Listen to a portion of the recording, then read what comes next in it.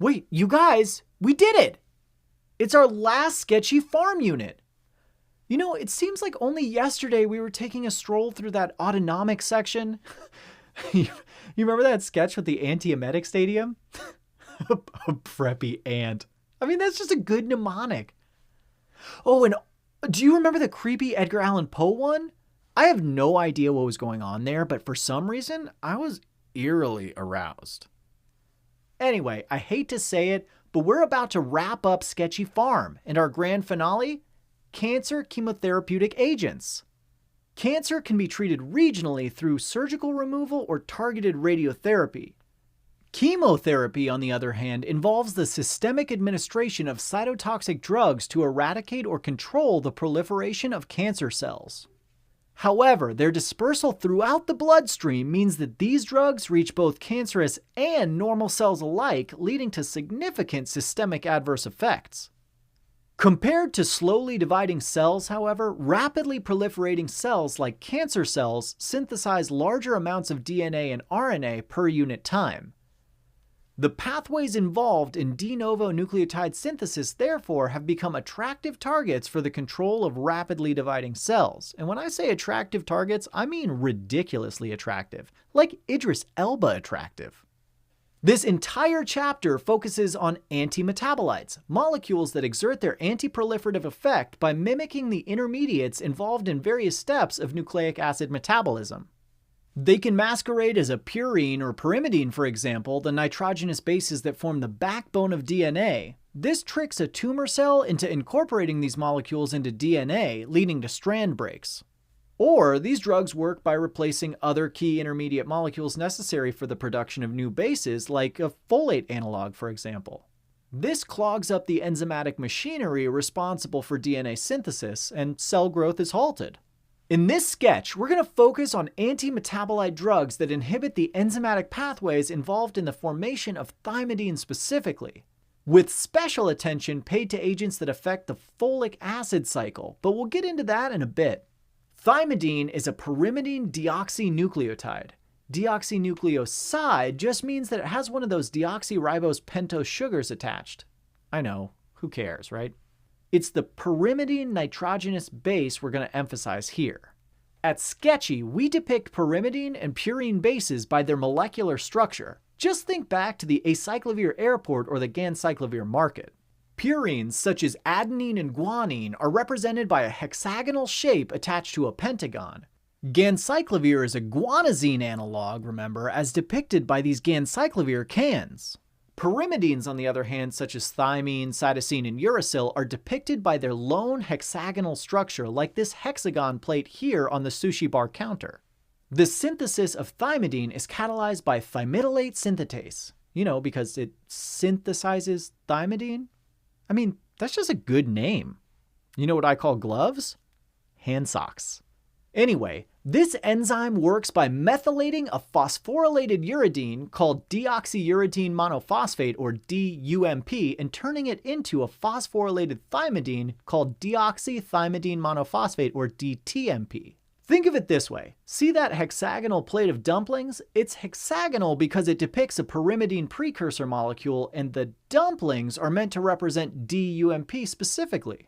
Once a customer chows down on those DUMP dumplings, it's converted into DTMP, as you can see here. You've got one dumpling left for the D, and then a pair of chopsticks are set down on the plate, evoking the thymidine T. This whole reaction, turning DUMP to DTMP, is powered by the folate cycle, represented here by the cycle of sushi boats going by.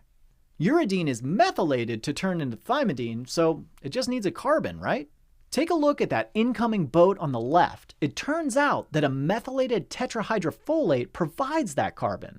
At Sketchy, we represent folate with foliage. So in this scene, tetrahydrofolate is represented by a boat with 4 leaves, probably some Mizuna or something. And that C-shaped sushi represents the carbon available for donation.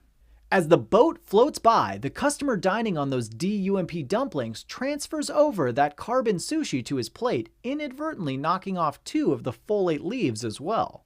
Thus, tetrahydrofolate is converted to dihydrofolate and DUMP is methylated to DTMP. This whole process catalyzed by thymidylate synthase. In order to keep producing more thymidine deoxynucleotides, you need to recycle that folate so it can donate more carbons. In other words, you've got to turn that dihydrofolate back into tetrahydrofolate, and here's how that happens. Stay with me here. Dihydrofolate, represented by the boat with 2 leaves, gets converted back to tetrahydrofolate by the enzyme dihydrofolate reductase. It's a reductase because you're adding 2 hydrogens, so you're reducing it. Notice that tetrahydrofolate is again represented by the boat with 4 folate leaves. Well, tetrahydrofolate is a carbon donor, so let's get that carbon back on it. A methyl group contains a single carbon, so tetrahydrofolate is then methylated, represented by the addition of the C-shaped carbon sushi. Tetrahydrofolate is now ready to donate some more carbons and methylate those deoxyuridine dumplings into some brand new pyrimidine nucleosides. That is, unless you throw our first antimetabolite agent into the mix, methotrexate. Methotrexate is a folate analog, so it looks like folate, but it's not. It competitively and irreversibly binds to dihydrofolate reductase, preventing the conversion of dihydrofolate into tetrahydrofolate. Think of methotrexate as this methotrexate meat stick chef. He's trying to replace folate like a folate analog, if you will. Instead, he's irreversibly upended that sushi boat and brings the folate cycle to a halt. With dihydrofolate reductase irreversibly inhibited, targeted cells can no longer regenerate tetrahydrofolate, and as you can imagine, the precursors folate and dihydrofolate will build up inside the cell like this traffic jam of dihydrofolate sushi boats. No tetrahydrofolate means no de novo synthesis of that thymidine nucleoside DTMP we keep talking about. And that's not all, because tetrahydrofolate is also involved in the synthesis of purine nucleosides and some amino acids as well. Inhibition of these metabolic pathways interferes with the formation of DNA, RNA, and key cellular proteins inside rapidly dividing cells. Dividing is the key here. Rapidly proliferating cells such as cancer cells and inflammatory cells are preferentially inhibited by methotrexate because it's these cells that are producing substantially greater quantities of nucleotides. So, since we're targeting DNA synthesis specifically, antimetabolites like methotrexate and the rest of the agents in this chapter are most effective during the S phase of the cell cycle, the stage when cells are undergoing synthesis of new DNA in preparation for cell division. In fact, many of the anti-cancer drugs in this unit exert their action on cells traversing a specific phase of the cell cycle and are therefore called cell cycle specific. Whenever an anti-proliferative agent is cell cycle specific, we'll be sure to depict that particular stage within the sketch, like in the name of this sushi restaurant here, sushi phase. Also, because these agents prevent the synthesis of DNA, their logo depicts a pair of chopsticks clamping down on that growing strand of DNA-evoking ramen noodles. This is how methotrexate acts as a chemotherapeutic agent. It's a folate analog that halts DNA synthesis in rapidly dividing cells, leading to cell death. It's cytotoxic. I mean, just take a look at this broken cancer crab here, our recurring sketchy symbol for agents with anti-neoplastic effect. Methotrexate can be used in combination with other chemotherapeutic agents to treat a range of malignant conditions, especially leukemias, lymphomas, as well as solid tumors such as breast cancer, head and neck cancer, and lung cancer. Also, because methotrexate causes death of all rapidly dividing cells, it can be used to treat a wide variety of non-neoplastic conditions that are characterized by abnormal cellular proliferation. Just take a look behind our methotrexate chef, where a couple of customers are emptying their backpacks and making off with a few more of those methotrexate meat sticks. I mean, it did say all you can eat. Though, I don't know how well those are gonna save. They should probably wrap those in like a napkin or something. Anyway, take a close look at that overturned backpack and you'll notice that it looks somewhat uterus-like. Methotrexate can be used for the termination of intrauterine pregnancy in conjunction with misoprostol. It inhibits trophoblast cellular division, thus decreasing trophoblast survival, hindering implantation, and encouraging expulsion. Methotrexate is also the drug of choice for the non-surgical treatment of an early, unruptured ectopic pregnancy. That's because folate antagonists are effective in hindering the growth of rapidly proliferating cells in developing embryos. See that little baby keychain clinging onto the outside of that uterus? It's just like an ectopically implanted embryo. Aberrant fertilization events can also lead to gestational trophoblastic neoplasias, including trophoblastic tumors, choriocarcinoma, and invasive molar pregnancy. Each arises because of an abnormal proliferation of trophoblastic tissue, and most low-risk patients can be cured with a short course of methotrexate chemotherapy. So as she makes room for those purloined methotrexate meat sticks, a little mole stuffed animal falls out of her backpack as well. Kind of like the termination of an invasive molar pregnancy, if you will, and you probably should. Just trust me on this one. You know, these sketchy medical videos reach a wider audience than you'd think, including droves of young preteen fans. I mean, we're like the teen idols to them. That's why they call me Jordan Knight. Oh, is that too outdated? Kirk Cameron? Anyway, we try to set a good example, and that's why we've added this totally rad protective equipment to these skater punks. Wait a minute. Silvery scale on extensor surfaces? That can only mean one thing: psoriasis. Psoriasis is a common chronic skin disorder most commonly characterized by erythematous plaques with silver scale and hyperproliferation of the epidermis. So, proliferating cells, we can use methotrexate, right? Yes, and it's also effective for the treatment of psoriatic arthritis and psoriatic nail disease.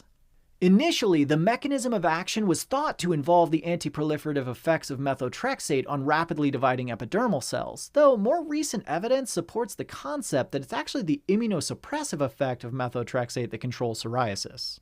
That's right, neoplastic cells aren't the only rapidly dividing cells targeted by this antifolate agent. Methotrexate also effectively inhibits the proliferation of immune cells and is therefore used to treat a wide range of chronic inflammatory conditions. You see that lantern we've sketched in above our methotrexate meat chef? The design should remind you of a joint. Not only that, the flame sitting inside should remind you of the inflammation associated with rheumatoid arthritis, or RA specifically. This symbol is actually going to show up throughout this unit whenever we want to highlight the immunomodulatory agents used in the long-term management of RA. The foundation of long-term therapy consists of disease-modifying anti-rheumatic drugs, or DMARDs, DMARDs, including methotrexate, sulfasalazine, hydroxychloroquine, and TNF-alpha inhibitors. These agents inhibit the proliferation of immune cells responsible for the chronic inflammation and long-term joint destruction that eventually leads to disability. On your exam, a typical clinical scenario will involve a middle-aged woman with swelling, pain, and morning stiffness in multiple joints for more than 6 months, as well as some other characteristic systemic symptoms. Methotrexate is the preferred first-line disease-modifying treatment for most patients with moderate to severe RA, though response to DMARD therapy typically takes weeks. Short-term treatment with anti-inflammatories like glucocorticoids or NSAIDs can provide temporary relief of symptoms, but they do not provide adequate long-term control of disease or prevention of joint deformity. For that, methotrexate is often your go-to agent. It doesn't stop there though, because methotrexate's immunomodulatory effects are useful in the management of numerous other chronic inflammatory and autoimmune disorders such as IBD, lupus, vasculitis, and dermatomyositis. So we've included a few antibody-evoking lanterns as well, torn in order to highlight methotrexate's ability to suppress the immune system. Alright, let's talk side effects. When methotrexate reaches the systemic circulation, it causes death of all rapidly dividing cells, leading to a characteristic set of adverse effects that you are more than likely to run into on your exam. First off, remember that methotrexate is a folate analog that directly binds to dihydrofolate reductase, inhibiting the body's ability to regenerate the active form of folate, tetrahydrofolate. This can lead to a state of folate deficiency, as evidenced by that foliage that tumbles to the restaurant floor. And this can cause megaloblastic anemia, which is a form of macrocytic anemia in which nucleic acid metabolism is impaired, leading to reduced efficiency of cell division and nuclear cytoplasmic dyssynchrony. Our recurring symbol for megaloblastic anemia? A megablast of fireworks, of course. With higher doses of methotrexate, myelosuppression becomes the major dose-limiting side effect. This can manifest as pancytopenia, kind of like this bone-shaped pan of sushi getting dumped by our careless waiter here, evoking that bone marrow depletion. Peripheral complete blood counts should be monitored regularly in patients on long-term methotrexate therapy.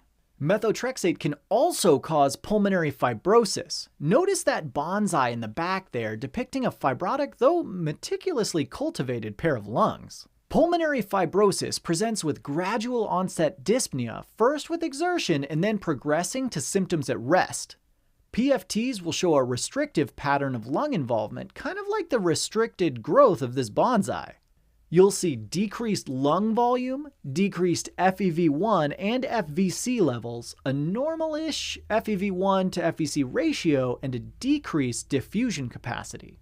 If you're given a chest x-ray, you'll probably see bilateral diffuse patterns of small, irregular opacity, most pronounced in the lower lobes.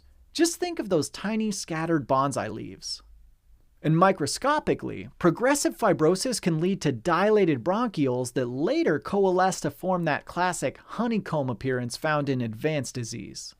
Methotrexate can also cause hepatotoxicity as depicted by that greasy liver-shaped stain left behind after a long day of meat stick handling.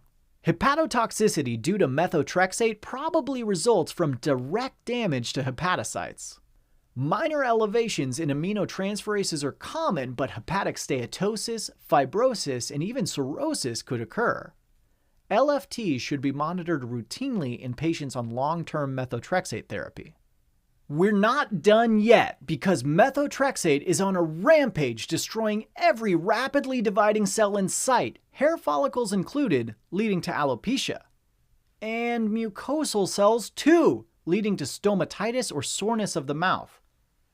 Whoa, that's fresh off the grill, man! You can't just poke a meat stick in your mouth like that! You better check your mucosa before you wreck your mucosa, friend. Do you see that figurine in the back there? That's a maneki neko, literally meaning beckoning cat. It's a common Japanese figurine which is often believed to bring good luck to the owner. In this sketch, this lucky feline symbolizes leucovorin, a special reduced form of folate called folinic acid. Think felinic acid. Leucovorin is used to reverse the toxic effects of methotrexate, especially bone marrow, GI, and mucosal-related toxicity. This is called leucovorin rescue. You see, folinic acid does not require dihydrofolate reductase, the enzyme blocked by methotrexate. Furthermore, it displaces methotrexate from intracellular binding sites and restores active folate stores required for DNA and RNA synthesis. Folinic acid may also be useful for treatment of acute methotrexate overdose. Quite lucky indeed, little maneki neko. Alright, sorry. It's just so many dumplings, you know? I just gotta take a few depth. Okay, I'm good. Where was I? Let's head back over to our man with the DUMP dumplings because I want to introduce you to the other antimetabolite drug that blocks the folate cycle, 5-fluorouracil or 5-FU. Oh, it looks like his friend is about to burst from eating one too many dumplings as he waves his hand at him.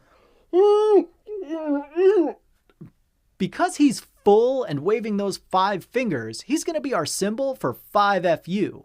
5-FU is a pyrimidine analog, which is why he has that hexagonal pyrimidine-shaped plate in front of him.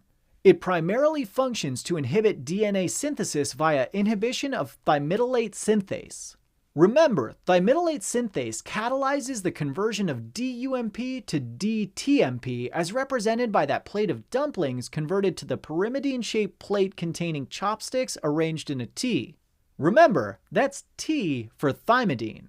This whole process is accomplished by transferring over a carbon donated from that methylated tetrahydrofolate boat floating by. As depicted by our dumpling connoisseur here grabbing that little carbon sushi roll from the boat. Tetrahydrofolate in turn is converted to dihydrofolate, a boat with 4 leaves entering and a boat with only 2 leaves leaving. Well, in the body, 5-FU is metabolized by a series of intracellular reactions to its active form, 5-fluorodeoxyuridine monophosphate, or FDUMP. F-dump. F-dump forms a complex with both thymidylate synthase, the enzyme responsible for that carbon transfer, and that tetrahydrofolate passing by. And that's why our overly full 5FU patron is covalently grabbing onto those chopsticks about to donate that carbon sushi from the tetrahydrofolate sushi boat. This complex stops the de novo synthesis of thymidine, which inhibits DNA synthesis. DNA synthesis is occurring in S phase, of course, so remember that the agents in this sketch are cell cycle specific. I mean, this is the world-renowned sushi phase restaurant after all. Other active metabolites of 5FU inhibit cellular function and division in other ways. By incorporating into RNA as 5-UTP, it interferes with RNA processing and mRNA translation. Or by incorporating into DNA as 5-DUTP, it interferes with DNA synthesis and function. However, for your exam, remember its effect here on the folate cycle, blocking that thymidylate synthase. As you can imagine, once thymidylate synthase is blocked, DUMP has nowhere to go and builds up in the cell. And it looks like those extra orders of DUMP dumplings just keep coming, piling up behind our inhibited sushi transfer over here. Also, keep in mind that cracked cancer crab in the center of the sushi boats meant to remind you that all these drugs can be used in cancer chemotherapy. 5FU specifically is the most widely used agent in the treatment of colorectal cancer. This agent also has activity against many other solid tumors, including cancers of the breast, head and neck, liver, pancreas, and even topically for basal cell carcinoma. Now, most chemotherapeutic agents are associated with acute GI toxicity like nausea, vomiting, and diarrhea. Certain agents, though, such as irinotecan and 5FU, cause major cytotoxic damage to all those rapidly dividing cells of the intestinal mucosa, leading to loss of epithelium and severe diarrhea. I mean, just take a look here at our full 5FU patron struggling to hold down his dumplings. Did he sit in something? Maybe ponzu? I sure hope that's ponzu.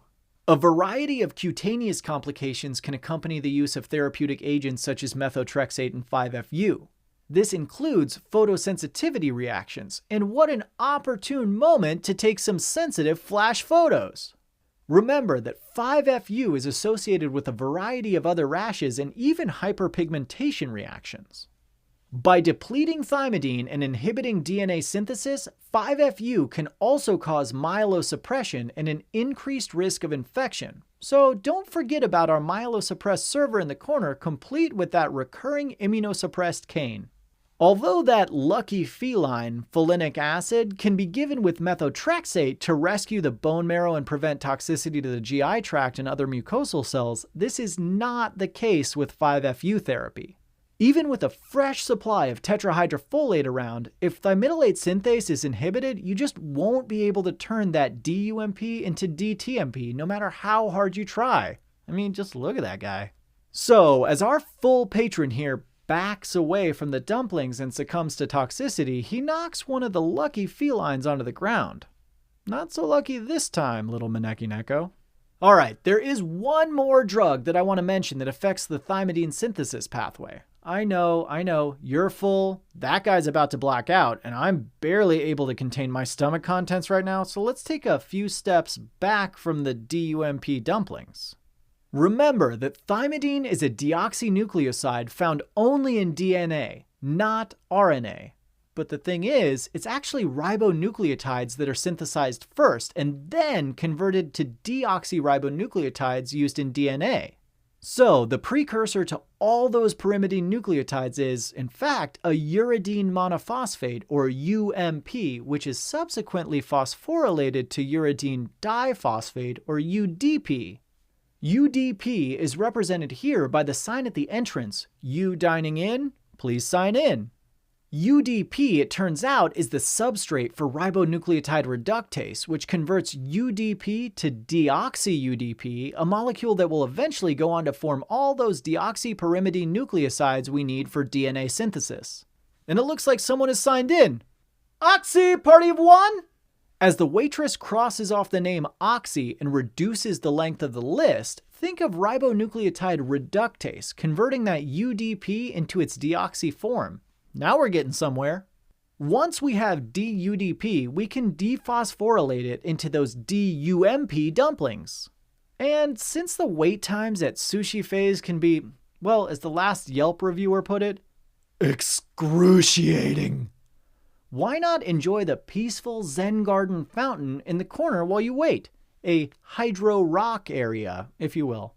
The name hydro rock area should remind you of hydroxyurea, the chemotherapeutic agent that blocks ribonucleotide reductase. Notice how this mom here knocks over the ribonucleotide reductase waitress as she rushes over to get her kids out of that hydro rock area. Inhibited ribonucleotide reductase prevents the de novo synthesis of thymidine, which means DNA synthesis will be inhibited. This arrests the cell in the S phase of the cell cycle. That's S for Sushi Phase. As an anti-cancer therapy, hydroxyurea can be used to treat acute and chronic myelogenous leukemia, so remember too that cracked cancer crab in the center of the restaurant to signify that all these drugs can be used in cancer chemotherapy. However, hydroxyurea can also be used to reduce veno-occlusive crises in sickle cell anemia. That's why we've included that Zen garden rock rake in the back, suspiciously sickle-shaped. Through an incompletely understood mechanism, hydroxyurea increases the production of fetal hemoglobin, or hemoglobin F. Aw, he was only trying to get back that shiny coin from the fountain. Notice how the coin has a hemoglobin pattern engraved into it.